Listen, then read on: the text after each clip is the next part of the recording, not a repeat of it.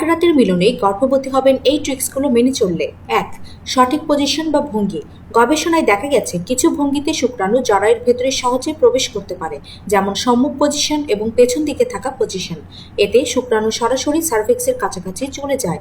যদিও অনেক নারী অন্য পজিশনেও কনসিভ হন, তবে শুক্রাণুকে জরায়ুর মুখের কাছে পৌঁছাতে সাহায্য করে এমন ভঙ্গিগুলিকে অনেক সময় বেশি কার্যকরী ধরা হয়। ২. মিলনের পর শোয়া ও বালিশ ট্রিক্স। মিলনের সঙ্গে সঙ্গে উঠে দাঁড়ানো বা টয়লেটে চলে যাওয়া এড়িয়ে চলা উচিত। এর বদলে 10 থেকে 15 মিনিট বিছানায় শুয়ে থাকা ভালো। কেউ কেউ কোমরের নিচে ছোট বালিশ রেখে শোন, এতে শুক্রাণু সহজেই জরায়ুর ভেতরে উঠে যেতে সাহায্য পায়। ৩. নিয়মিত সহবাসের অভ্যাস। শুধু ওভুলেশনের দিন নয়, সারা মাসে সপ্তাহে অন্তত 3 থেকে 4 বার সহবাস করা উচিত।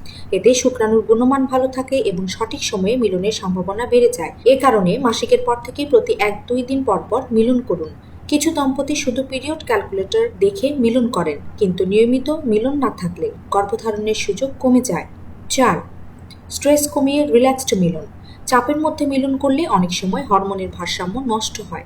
মানসিক চাপ কর্টিসল নামের হরমোন বাড়িয়ে দেয়, যা ওভুলেশন বাধাগ্রস্ত করতে পারে। তাই মিলনের আগে ও মিলনের সময় মানসিকভাবে ফ্রেশ থাকা, রোমান্টিক পরিবেশ তৈরি করা এবং রিল্যাক্সড থেকে সহবাস করা গর্ভধারণ সহজ করে। ৫. নারীর তৃপ্তি ও শরীরের কন্ট্রাকশন। নারীর আনন্দের চূড়ান্ত মুহূর্তে জরায়ুর ভেতরে এক ধরনের সংকোচন ও প্রসারণ হয়, যা শুক্রাণুকে ভেতরে টেনে নিতে সাহায্য করে।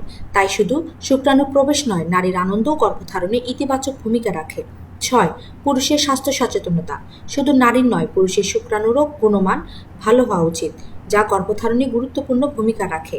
ধূমপান, অ্যালকোহল, ঘুমের অভাব, অস্বাস্থ্যকর খাবার এসব শুক্রাণুর সংখ্যা ও গুণমান কমিয়ে দেয়। তাই পুরুষকে সুস্থ জীবনযাপন করতে হবে। ৭. মিলনের সময়ে ক্ষতিকর পিচ্ছিল জাতীয় পদার্থ এড়িয়ে চলা। অনেকে মিলনের সময়ে কেমিক্যালযুক্ত লুব্রিকেন্ট বা তেল, ক্রিম এ জাতীয় দ্রব্য ব্যবহার করেন, যা শুক্রাণুর গতি কমিয়ে দেয়। তাই এগুলো ব্যবহার না করে প্রাকৃতিক লুব্রিকেশন বা ডাক্তারের পরামর্শকৃত সেফ পিচ্ছিল জাতীয় পদার্থ ব্যবহার করাই ভালো। ধন্যবাদ।